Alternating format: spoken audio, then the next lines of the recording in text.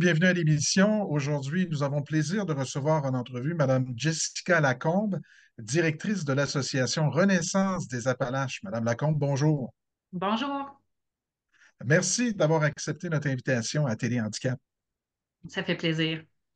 Dans ce que j'ai pu lire vous concernant, nous apprenons que vous êtes une professionnelle vraiment passionnée qui a consacré sa carrière à l'accompagnement et la défense des droits des personnes vulnérables.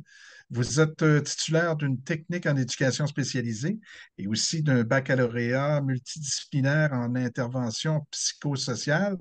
Donc, je crois que vous combinez bien l'expertise et l'engagement humain à la fois. Oui, exact. Mon chemin était vraiment d'aider mon prochain. J'ai toujours adoré aider les gens. Quand j'étais jeune, ma mère, elle disait tout le temps, toi, je te verrais. Ben, dans le temps, c'était pas à mode, là, éducatrice spécialisée. Là, c'était, je me rappelle plus le nom quand j'étais jeune, mais j'allais travailler au foyer avec ma mère qui était directrice d'un foyer de personnes âgées. Puis j'étais là, je jouais aux cartes, j'allais socialiser avec eux. Ça a parti de là. J'avais 8 9 ans, je faisais semblant d'être malade pour rester à la maison pour aller travailler avec ma mère, qui a fait en sorte qu'elle avait dit, va là-dedans, je suis sûre que tu vas faire ta vie là-dedans. Et effectivement, elle avait raison. J'ai continué dans cette branche-là et me voilà aujourd'hui ici à Renaissance. Oui, puis là, ben, quand même, ça fait depuis 6 ans, si je ne m'abuse, que vous Oui, occupez ça le va faire poste. 7 ans bientôt, prochainement 7 ans. Oui. Voilà, bravo. Directrice donc de l'Association Renaissance des Appalaches. C'est un organisme à but non lucratif, de ce que j'ai pu comprendre, dont la mission est de défendre les droits des personnes avec une déficience intellectuelle ou encore un trouble du spectre de l'autisme. Oui, c'est bien ça. Parlez-nous un peu de l'historique, la mission aussi de votre association. Ben, l'historique, l'association Renaissance est née en 1982, le 25 juin, de la future désinstitutionnalisation que les gens parlaient de l'hôpital Saint-Julien à Saint-Ferdinand. Donc, l'hôpital Saint-Julien était réputé pour être une grosse hôpital ayant des personnes différentes dedans et tout ça. Puis, il y avait des petites problématiques qui se passaient là-bas, qui a fait en sorte que la désince est arrivée et Renaissance a été créée par des intervenants qui travaillaient à l'hôpital Saint-Julien. Fait que de là, l'organisme qui a pour mission de défense de droits de la personne ayant une DI ou un TSA et de défense des droits et intérêts. Là.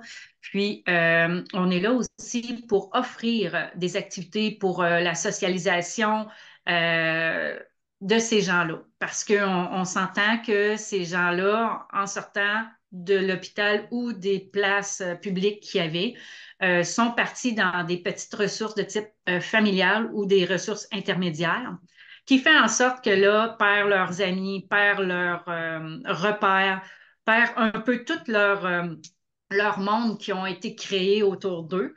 On parlait aussi même d'orphelins du Plessis là, dans le temps.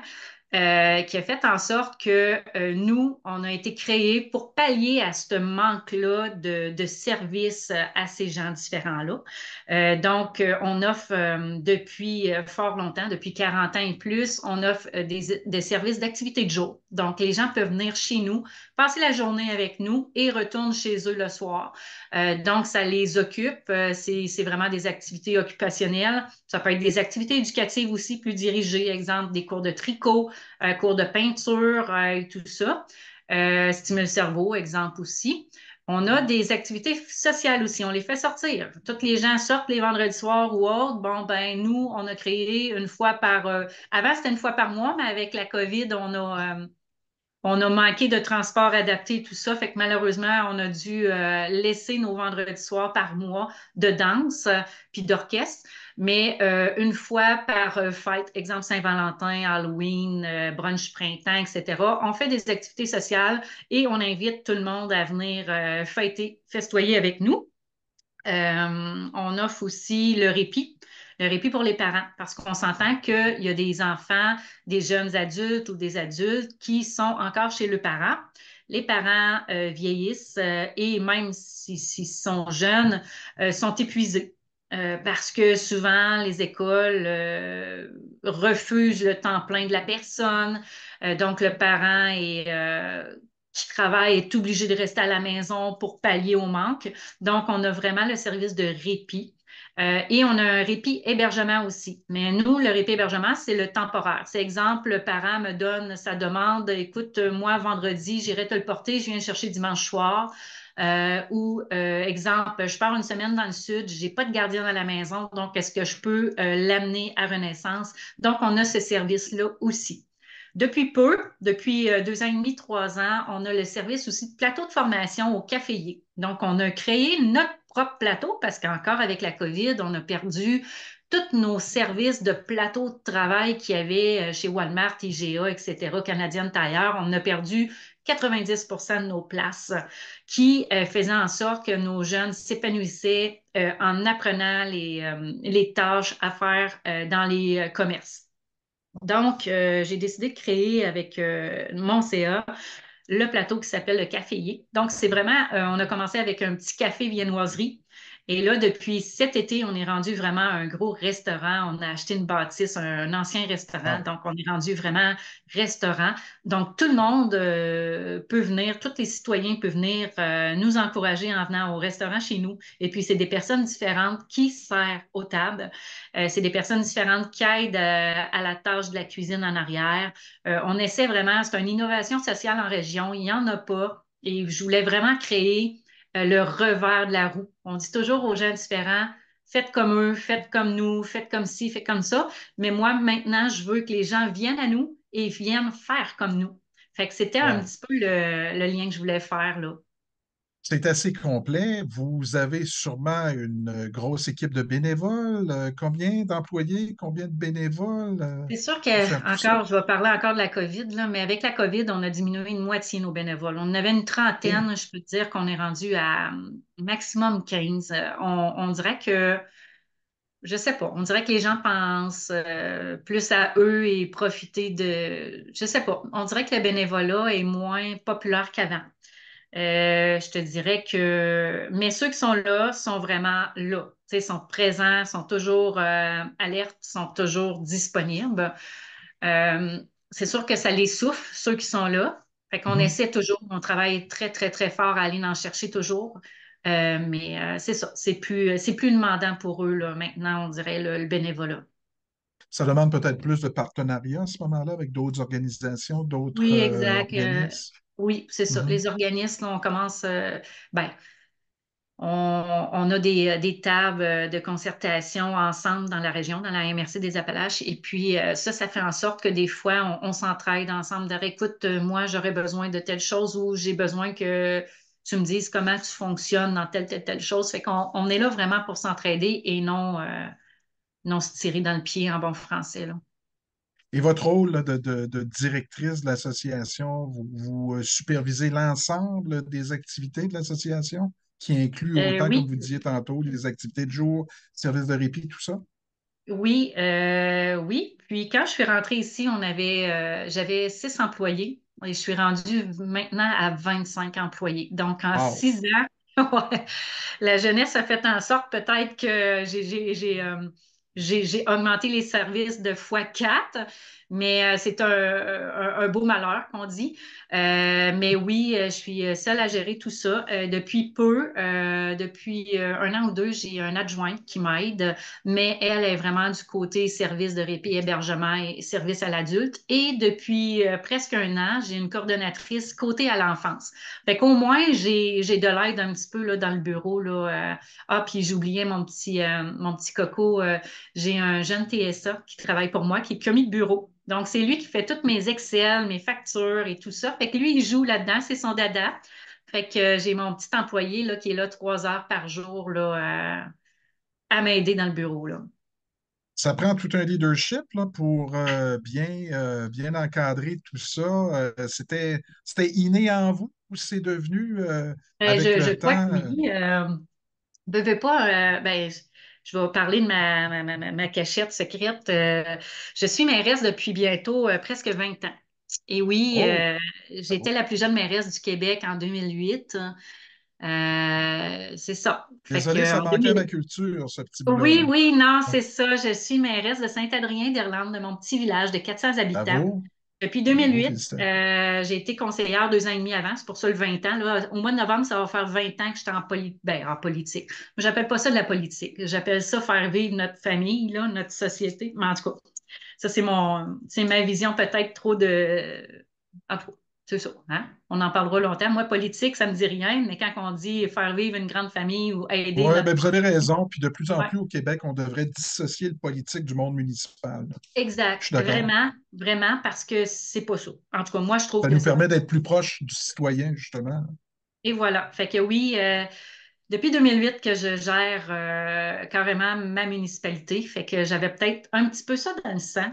Et c'est ça. J'ai toujours aimé entreprendre des choses aussi à Polyvalente. J'étais la meilleure entrepreneur, jeune entrepreneur. J'avais gagné le mérite en secondaire 4-5. J'ai tout le temps aimé participer à des choses comme ça. Fait que ça part peut-être de là. Ou de ma mère aussi, qui a toujours géré toute sa vie des foyers ouais, pour le gouvernement. C'est peut-être ça. Ben, Madame la mairesse, j'aurais pu vous présenter comme ça aussi, là. Oui, vous auriez pu. Mm. Wow, quel beau parcours, vraiment.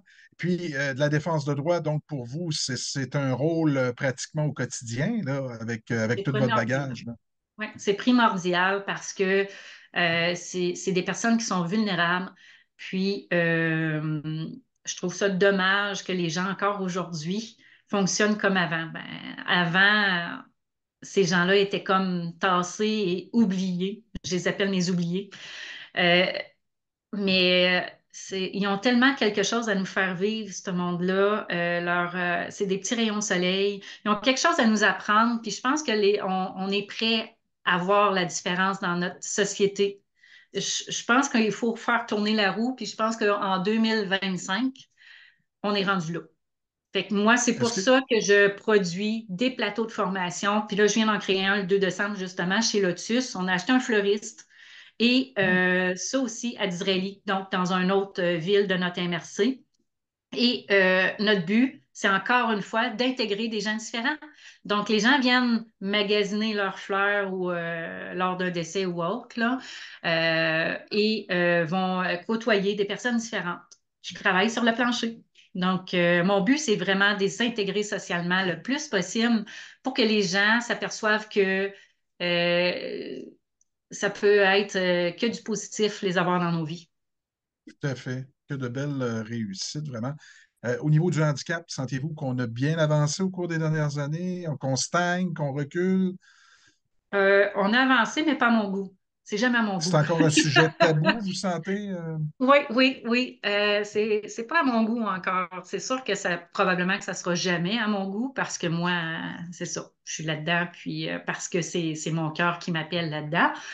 Mais je pense qu'on peut encore avancer. C'est sûr qu'on a avancé de beaucoup depuis fort longtemps, mais il en manque encore. Je pense que les gens sont capables de se motiver à plus les intégrer un peu partout, autant dans leur business que dans leur vie. C'est des gens comme tout le monde, peut-être plus lents côté travail, côté académique, mais j'ai pour mon dire qu'on peut s'améliorer encore plus. Ouais. Absolument, je suis parfaitement d'accord avec vous. Madame Lacombe, le temps avance. Nous sommes déjà rendus au mot de la fin. Si vous aviez un rêve à réaliser aujourd'hui, ce serait quoi? Le rêve, c'est que les gens différents en déficience intellectuelle, TSA ou DP, déficience physique, soient acceptés partout comme des gens neurotypiques, comme les personnes neurotypiques, qui aient leur place comme tout le monde et qu'on arrête de... S'il y a un organisme en défense de droit, c'est qu'il y a encore des lacunes à quelque part. Puis mon rêve, ce serait qu'il y en aurait plus, mais c'est un rêve. Hein? Rêvons. Ouais. C'est ça. Tout à fait. Bien, Madame Lacombe, Madame la directrice et Madame la mairesse, merci Oui. infiniment de votre participation à l'émission, Merci à vous. en, en espérant pouvoir se reparler éventuellement Oui, merci pour beaucoup. d'autres. Merci à vous. Alors, merci beaucoup de votre participation à l'émission Des gens comme les autres. Et chers auditeurs, ce n'est qu'un au revoir et on se dit à la prochaine avec d'autres invités remarquables.